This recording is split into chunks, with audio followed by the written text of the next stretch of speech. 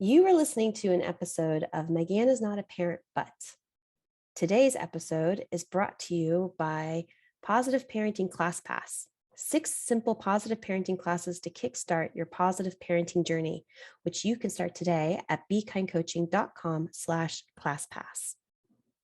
In today's episode, we will be chatting about doing your part when listening to your child. So get cozy, grab your notebook, and let's dig in. Welcome to Megan is Not a Parent, But, the podcast where I, your host, Megan Ford, former early childhood educator turned positive parenting coach, helps parents just like you learn how to deal with your strong-willed child's difficult behavior.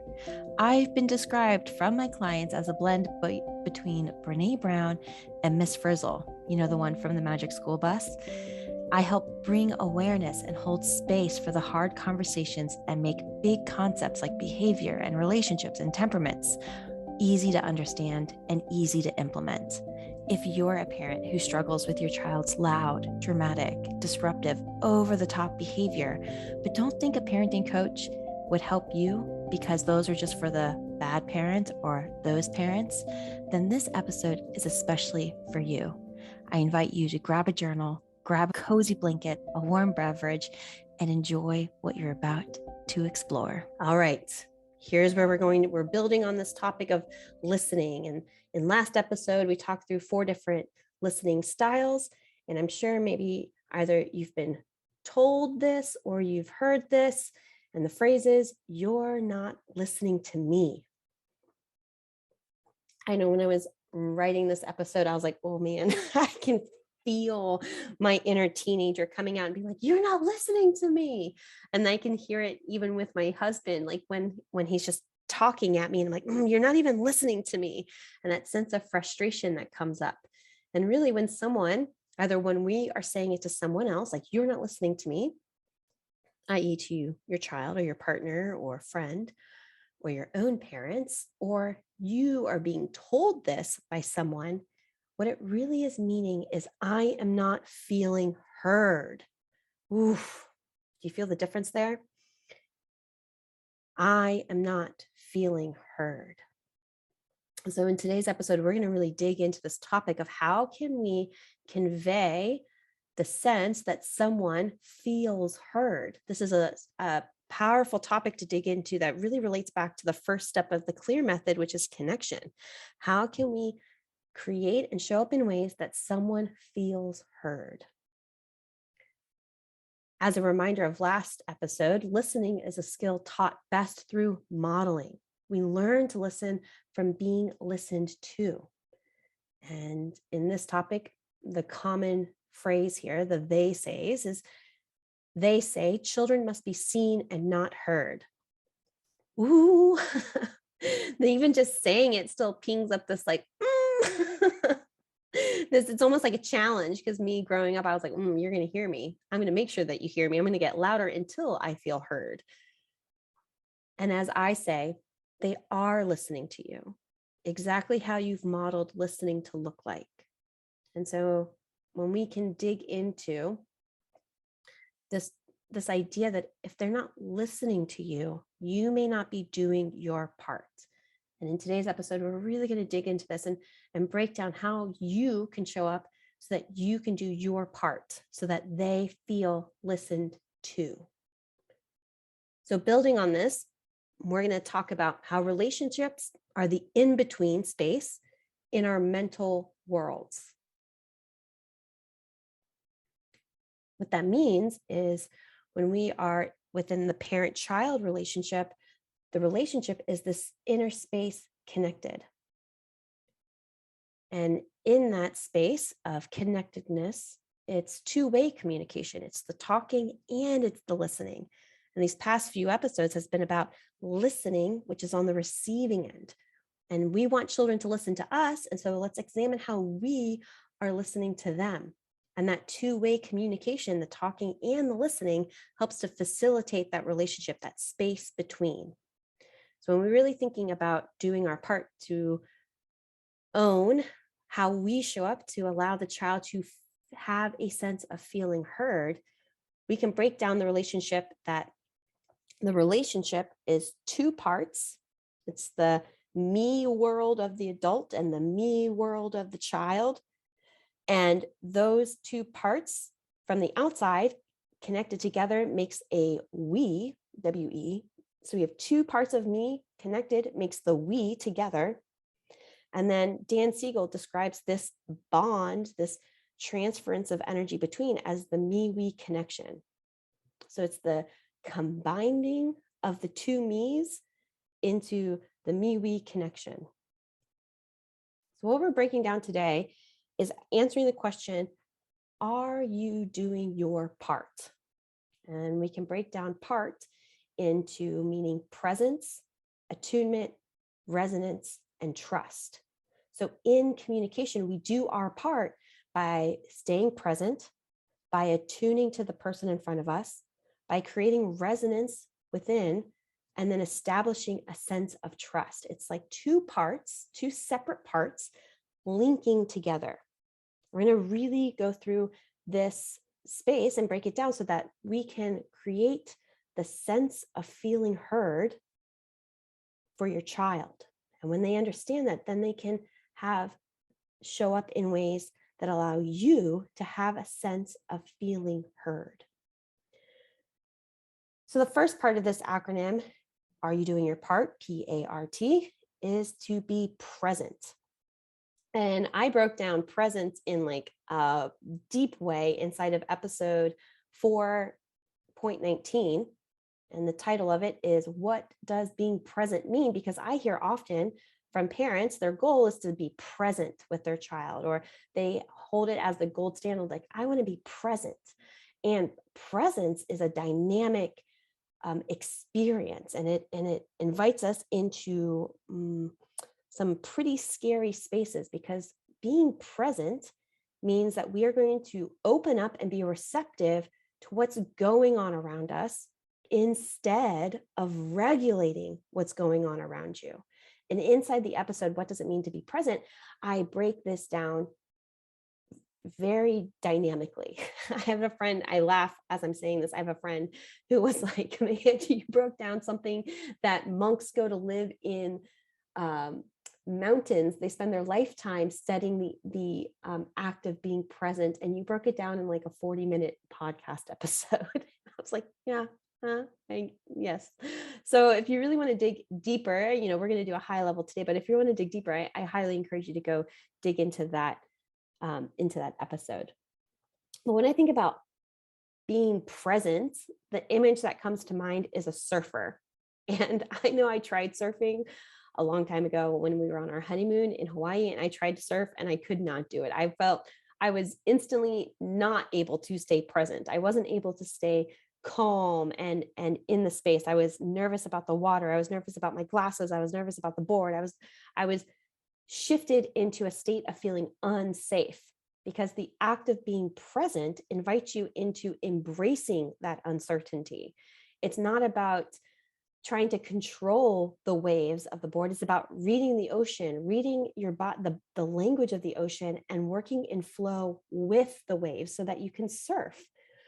When we take this concept and apply it in parenting, we can take it into spaces of, are we surfing?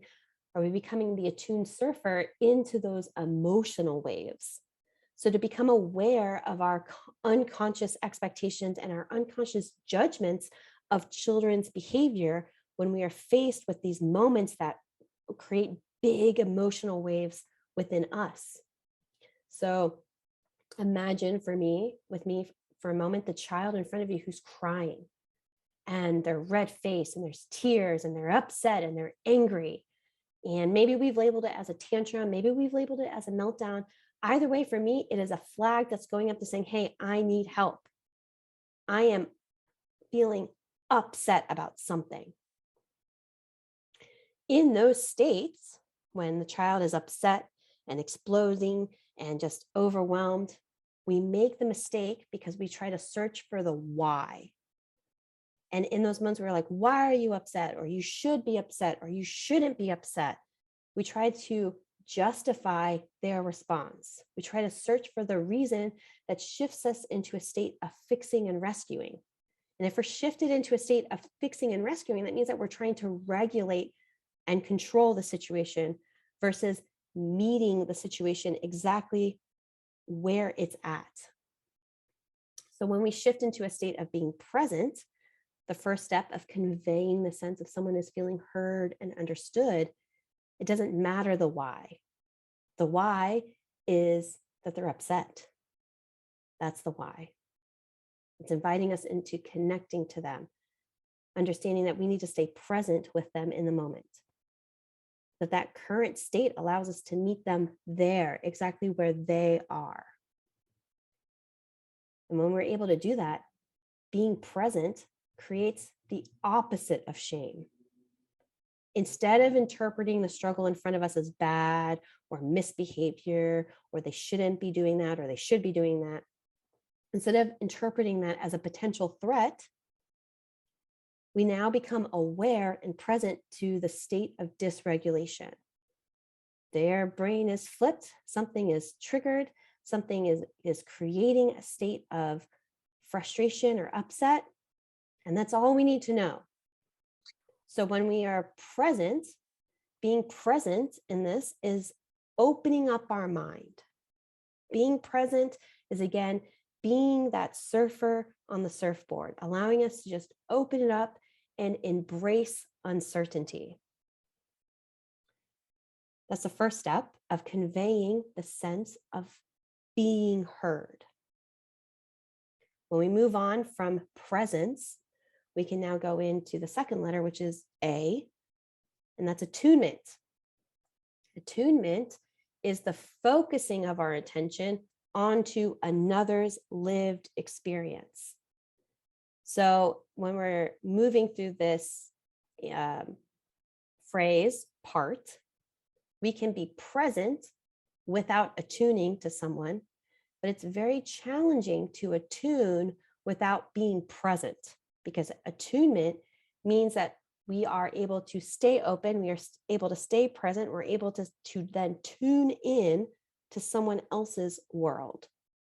Attunement communicates to the child that the parent can understand and share the child's feelings, that the parent can understand and share the child's experiences, that the parent can understand and share the child's inner mind and world. So when we're talking about attunement, attunement uses our senses to sense another person's experience. And so we can think of, when we think of senses, we think of the 5 most common senses: sight, smell, taste, hearing, and touch. We can use those senses to sense someone else's experience. We can hear the cries, we can see the tears, we can smell the heat or the sweat sometimes coming up. We can feel their body getting clammy and upset. But we can also start to use 3 lesser known senses: the sense of interoception, which is the sense of our body feels. So every morning on TikTok, I do something called a body scan, and that body scan is helping us tune into our interoception. It's helping us tune into, how does our body feel today? What are the sensations that are tuning up in our body? We also can use our vestibular sense. So that's the sense of our head in space. It's our a lot of our balance is our vestibular. How are they standing? What is their posture? What is going on in their head space, like their physical space? And then the last sense that we can tune into and helps us tune into attunement is proprioception. And that is having the sense of your muscles and joints, needing a hug, needing a pressure, or needing space to release and push against. So we can start to use all 8 senses here, the 3 extra senses being interoception, vestibular, and proprioception. We can start to incorporate all 8 of these senses so that we can start to tune in to the child's lived experience. We can start to understand what is going on inside of their body. So the first part of being present is the opening of the mind, and then attuning is the focusing of that mind into the attention on someone else. We're now tuning in to someone else's experience. The third part of this is resonance. And resonance means that we have a changed state, a changed inner world. We've opened our mind, we've tuned in our mind, and now our mind is going to be changed by another person's lived experience. When we think of resonance, I always think about a guitar string, and how if you take a guitar and you pluck a string, the other two strings nearby will kind of reverb. You'll hear like them vibrate as well. And that in that vibration, it's the resonance within. And maybe you think about things like, ooh, like, yeah, that resonates with me. It's like, ooh, yeah, that means I've become shifted. I have been moved by whatever I heard or whatever I've seen or whatever I've smelled or whatever I've experienced or whatever I've shared the experience with someone else. So in resonance, we don't become the other person. We become shifted because of them. And that's resonance. And when we're communicating and talking through listening and listening with a child, it's communicating using our senses, using that attunement to convey that we have now been shifted by them. We now understand them. We're separate from them. We are not the same with them. We don't have to share the experience together. It's just communicating, hey, I get it. I've been moved because of this going on, like the strings of a guitar. And in this resonance process, the person begins to experience feeling felt, feeling understood. Think about when your child spills something and you say, uh-oh, you've now shifted. Their experience has now been shifted. You are now communicating, hey, I see it. This is not fun. My nonverbal cues and my verbal cues are going to communicate to you that I get it. I see you. I understand you. I hear you. It's the signals that they've been putting out are the signals that you have received. And it's in that sharing of those signals is that the person now starts to feel like they have been gotten by someone else. So building on this, being present is the opening of our mind, attuning is the focusing of the attention on another, and resonance is the change state by another. And we do this so that the state that is created is trust. That's the final part of doing your part. Brain break moment. All right, I know that I can go deep way fast. So let's just take a pause here to take a deep breath in and let it out. And listen while I let you know that this episode is brought to you by me, Megan, and my Positive Parenting Class Pass. Positive Parenting Class Pass are 6 simple positive parenting classes to kickstart your positive parenting journey.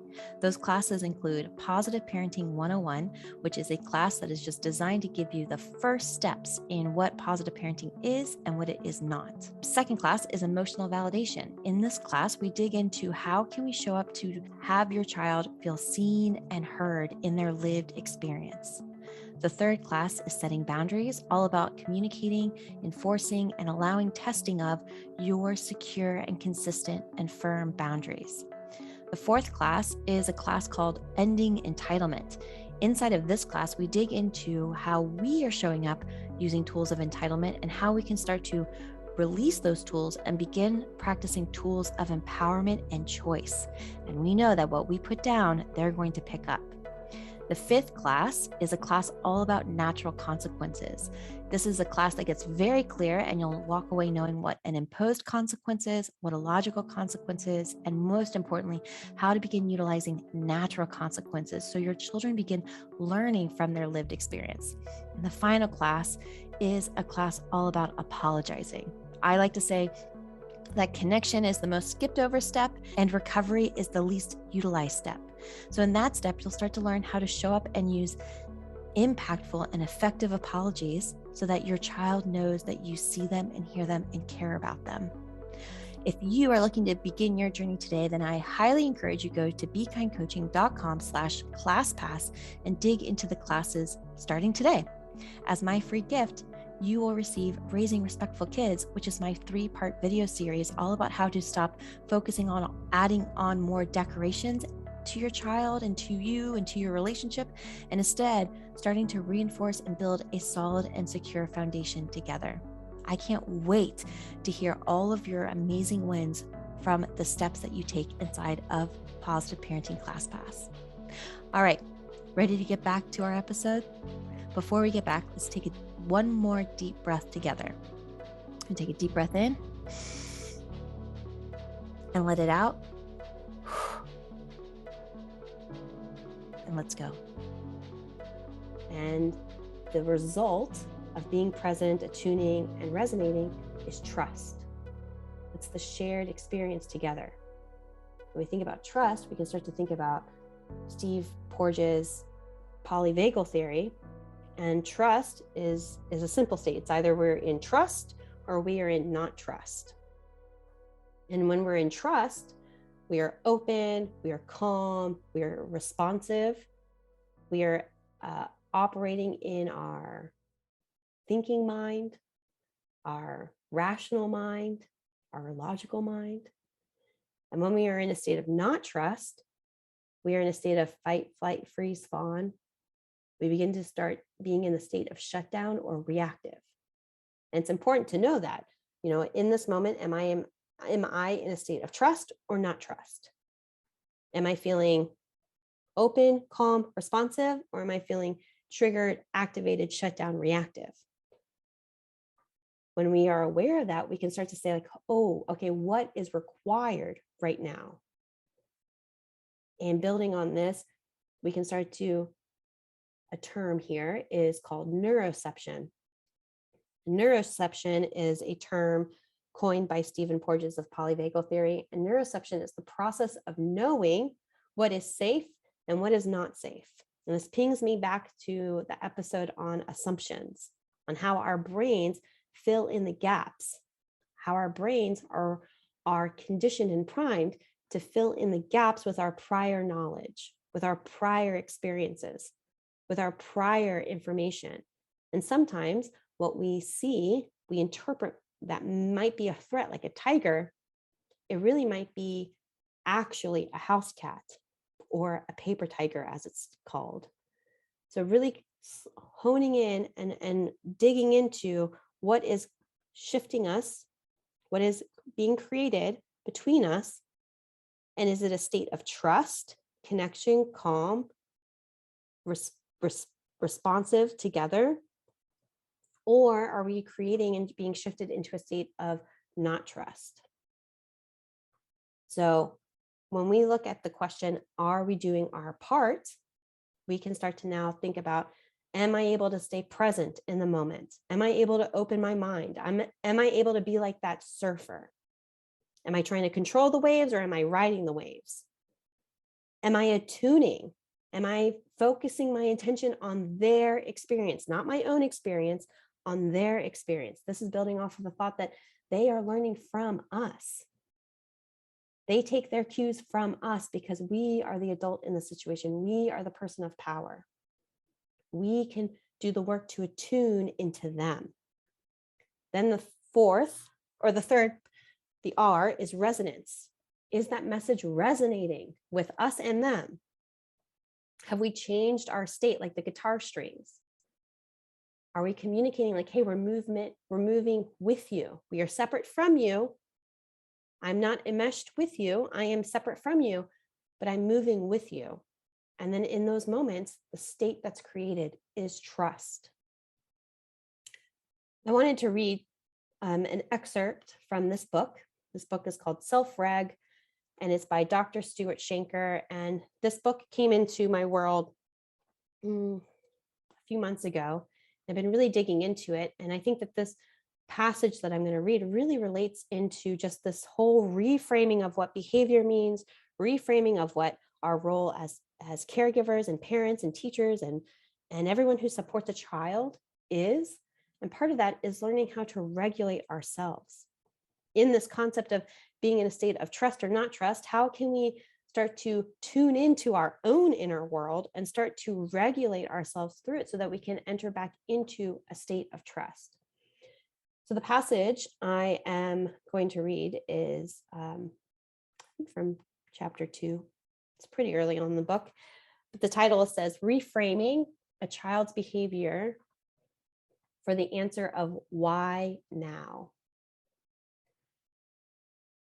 So I invite you to close your eyes if you're not driving, or if you're able to, or just really tune in here. Open your mind, tune in to what I'm saying, and check in with what resonates. We can practice, right? We practice so that we can use it. We can practice listening in this moment. The instant you recognize when a child's troubling behaviors are caused by too much stress, your whole relationship is transformed. In Self-Reg, it's called reframing your perception of a child's behavior. Once you can distinguish between misbehavior and a stress behavior, you can find yourself better able to pause and reflect when they do something that you find disturbing, rather than reacting automatically. Instead of being irritated, you can become inquisitive. Instead of disciplining or instructing, you can listen with all of your senses. Instead of reacting in a way that only adds stress and causes the child to burn even more energy, you can help the child to calm and restore equilibrium and recover. That's Self-Reg. Self-Reg is based on 5 developmental domains: physical, cognitive, social, emotional, and pro-social. And all of these domains interact with the influence of another. All 5 of them hold answers to the question, why now? Except in the case of very young children, for whom social and pro-social stressors are not significant factors. But all 5 always have to be addressed. Some of the simplest signs that a child's stress is too high are behaviors that are often mistaken for misbehavior or a bad attitude. The child may have a lot of trouble falling asleep or staying asleep. The child is very crabby in the morning. The child is upset easily, even over the littlest things, and has trouble calming down when it happens. The child has a volatile mood, happy one moment, distressed the next. The child has trouble paying attention or even hearing your voice. The child gets too angry too often or seems to be overly sad, fearful, or anxious. In those moments, blaming, shaming, or otherwise punishing a child for those sorts of behaviors can make things worse. The punishment becomes a stressor in its own right. Make the punishment severe enough, and as I mentioned, the child will likely just start to freeze.